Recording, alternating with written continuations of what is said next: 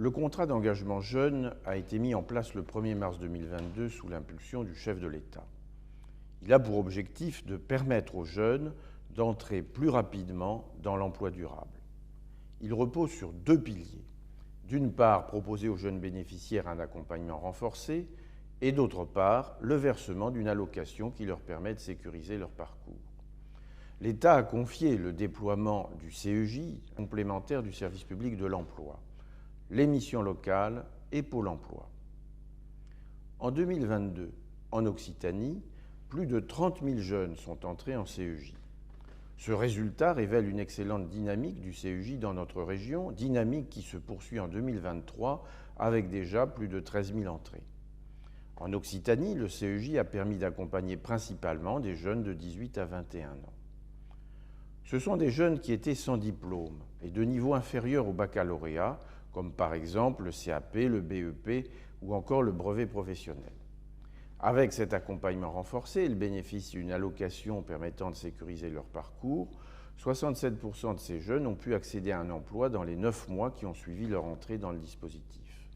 Ces bons résultats tiennent bien sûr à la forte implication de tous les acteurs œuvrant dans le fonctionnement de ce dispositif, que je souhaite remercier, mais aussi à la forte implication des jeunes engagés dans le parcours renforcé.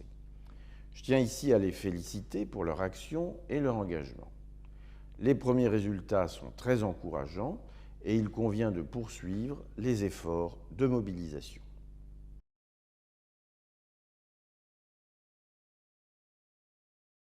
Bonjour, je m'appelle Orane Filmotte, j'ai 21 ans. Bruno Bernardin, j'ai 25 ans et j'ai été accompagné par plusieurs conseillers de la mission locale.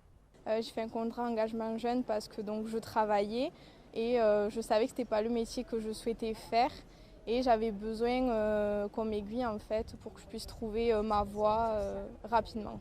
Ça m'a permis d'avoir accès à des stages très rapidement, aussi des formations, apprendre à se découvrir et savoir ce qui peut nous correspondre par rapport à nos qualités, avoir accès au CAP très rapidement avec un suivi du conseiller très intensif. J'avais envie de m'insérer dans la vie active. J'avais besoin de quelqu'un qui m'accompagne dans la mise en place d'un projet professionnel. Alors déjà, ça m'a permis de trouver justement un métier que j'avais envie de faire, donc dans le milieu du numérique, être web designer. Et ça m'a permis aussi d'avoir une aide pour un logement, être en autonomie et pouvoir avoir une meilleure liberté géographique.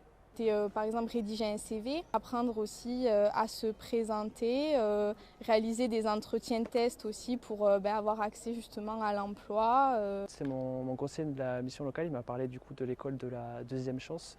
Et à l'école de la deuxième chance, on a eu des ateliers pour refaire notre CV, notre lettre de motivation, préparation d'entretien à l'embauche.